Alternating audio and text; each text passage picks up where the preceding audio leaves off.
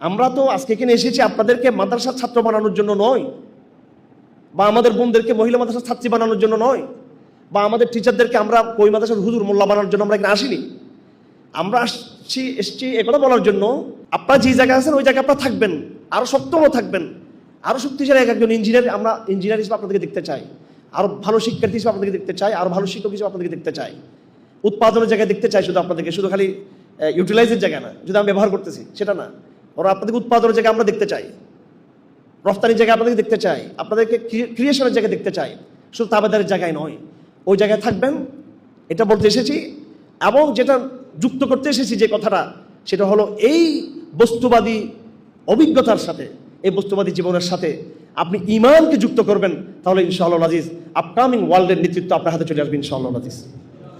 কারণ আমরা বাংলাদেশের মুসলমান, আমাদের ইতিহাস রয়েছে, বাংলাদেশের মুসলমানদের ইতিহাস অত্যন্ত সমৃদ্ধ ইতিহাস। আজ থেকে মাত্র 100 বছর আগেও কিন্তু আমরা পৃথিবীর অর্থনৈতিক সমৃদ্ধ এবং শক্তিশালী রাষ্ট্র, বরং পরাশক্তি ছিলাম আমরা অর্থনৈতিকভাবে। আজ থেকে 100 বছর আগে, 150 বছর আগে আরবরা আসতো আমাদের কাছে, সাহায্যের জন্য। সৌদি আরব আসতো আমাদের কাছে সাহায্যের জন্য, আপনার দাদাদের কাছে, আমার দাদাদের কাছে। আমিরাতের লোকরা আসতো সাহায্যের জন্য, আরব মরুভূমির লোকরা আসতো সাহায্যের জন্য, আর ইউরোপিয়ানরা আসতো তার ডাকাতি চুরি করার জন্য। কথা ঠিক কিনা? সবাই কিন্তু অর্থনীতির জন্য আসতো বাংলাদেশে, ঢাকাতে আসতো, রাজশাহীতে আসতো, এই অঞ্চলগুলোতে আসতো তারা। মুসলমানরা আসতো সাহায্য পাওয়ার জন্য, জাকাত নেওয়ার জন্য, সাদকা নেওয়ার জন্য, এখানে বসবাস করার জন্য, যেহেতু সমৃদ্ধ। এই বাংলাদেশে এটা কলকাতার কথা বলছি না, বাংলাদেশের কথা বলছি। এবং অমুসলিমরা আসতো লুটপাট করার জন্য এখানে, তারা লুটপাট করেছে। কথা ঠিক কিনা? নাকি?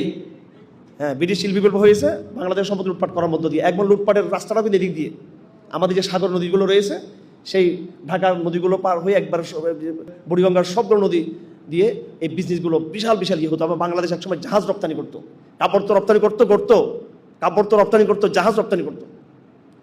সেই বাংলাদেশ আজকে পৃথিবীর এমন এক নিকৃষ্ট জায়গায় চলে গেছে। মুসলিম বিশ্বে যান, মিসকিন, আর আধুনিক বিশ্বে গেলে পাত্তা দিবেন আপনাকে, মানে থার্ড ওয়ার্ল্ডের নাগরিক আমরা। আমাদের পাসপোর্টের কোনো মূল্য নেই। আমাদের পাসপোর্ট কোনো মূল্য আছে আমাদের? ইনশাআল্লাহ আগামী দিনে আমাদের পাসপোর্ট এটা মূল্যবান হবে, কারণ এটার সাথে টেকনোলজি থাকবে এবং এটার সাথে ঈমান যুক্ত হবে ইনশাআল্লাহ আজিজ।